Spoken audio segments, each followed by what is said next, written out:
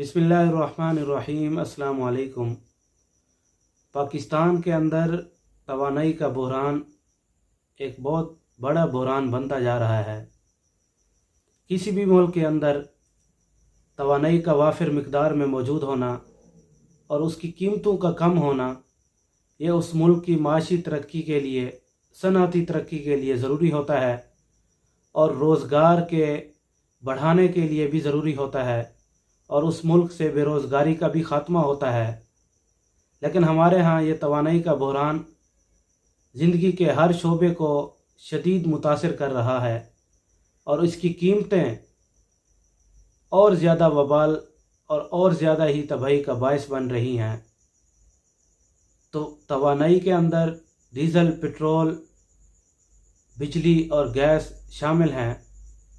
अगर हम चाहते हैं कि हमारे मुल्क की माशी तरक्की हो और बेरोज़गारी का ख़त्मा हो, तो सबसे पहले जो बहरान है वो तवानाई का बहरान है। हम इन चीज़ों की वाफिर मिकदार की मौजूदगी यकीनी बनाएं और उसके बाद इसकी कीमतें कम से कम रखें ताकि हमारे मुल्क की माशी तरक्की होती रहे और बेरोज़गारी में इजाफ़ा ना हो। अब इस तवानाई के बहरान को हल कैसे करेंगे? सबसे पहले तो जो बुनियादी मुआहदे हमने किए हैं, चाहे वो बिजली तकसीम कार कंपनियों के मुआहदे हैं या इन चीज़ों को अपने मुल्क के अंदर इंपोर्ट करने के मुआहदे हैं, तो सबसे पहले हम उन मुआहदों पर नज़रसानी करें। बहुत सारे मुआहदे हमने बहुत ही गलत शराइत पर और महंगी शराइत पर इनको हमने मुआहदे किए हैं और जो हमारे लिए वबाल जान बन चुके हैं। दूसरा, हम ये देखें कि हम नए मंसूबे और नए ज़राए कहाँ से तलाश कर सकते हैं। जो नए डैम बन रहे हैं वो खुश आइंद हैं, लेकिन उन पर भी काम की जो रफ्तार है उसको देखने की ज़रूरत है। और इस तवानाई के बहरान के हम मुतबादिल ज़राए भी तलाश करें। मुतबादिल ज़राए ये हैं कि अगर इन ज़राए की कीमतें बुलंद हैं या इतनी मिकदार में ये मौजूद नहीं हैं, तो हमारे लिए मुतबादिल ज़राए कितने हैं और कैसे हम उनको हासिल कर सकते हैं।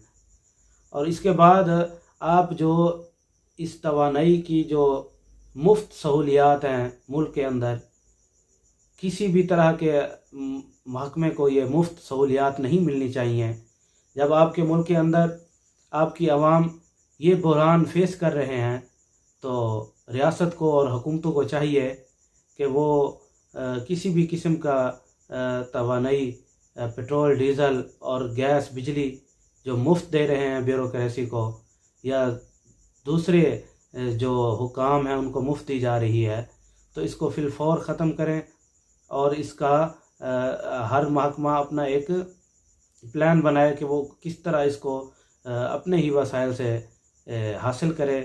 और मुफ्त की जो ये बिजली, गैस और पेट्रोल, डीज़ल हम दे रहे हैं, इसको फिलफौर ख़त्म करना चाहिए।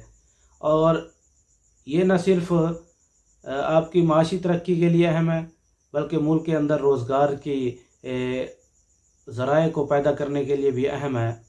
और इस मसले का हल किए बगैर ना हम माशी तरक्की कर सकते हैं और ना ही हमारी आवाम जो है वो सुकून से रह सकती है और रोज़ बरोज़ इज़्तिराब में और इज़्तिरार में इजाफ़ा हो रहा है।